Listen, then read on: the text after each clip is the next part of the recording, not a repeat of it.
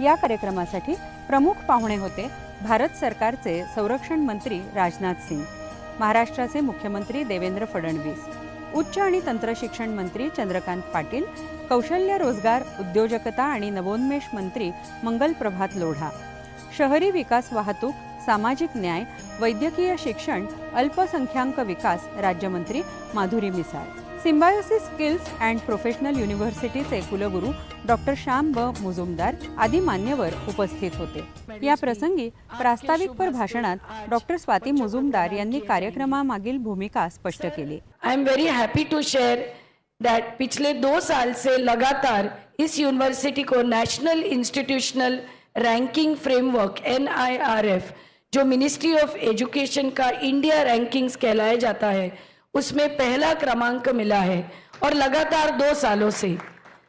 और इसका एक ही कारण है हमारे इंडस्ट्री का support.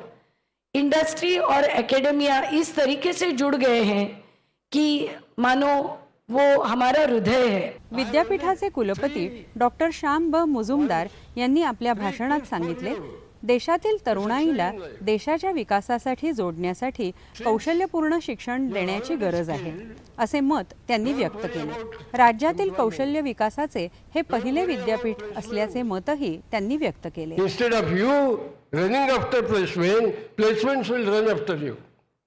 I have no doubt about it. या प्रसंगी उपस्थित मान्यवरांचे सत्कार करण्यात आले।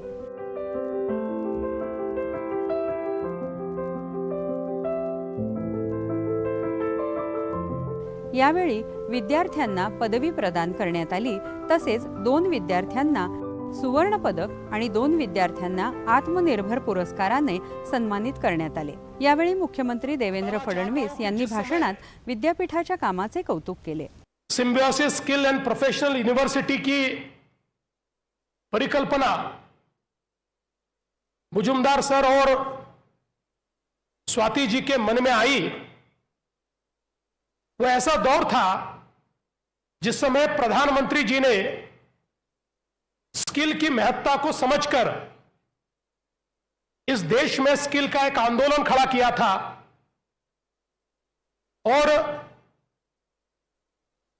हम सभी लोग जानते थे कि भारत जो 2020 से दुनिया का सबसे युवा देश बना, जिस भारत की औसत आयु ये 27 साल बनी, इस भारत को अगर एक महाशक्ति के रूप में हमें तैयार करना है तो भारत की इस तरुणाई को हमें कौशल देना होगा, स्किल देना होगा, उन्हें ह्यूमन रिसोर्स के रूप में विकसित करना होगा।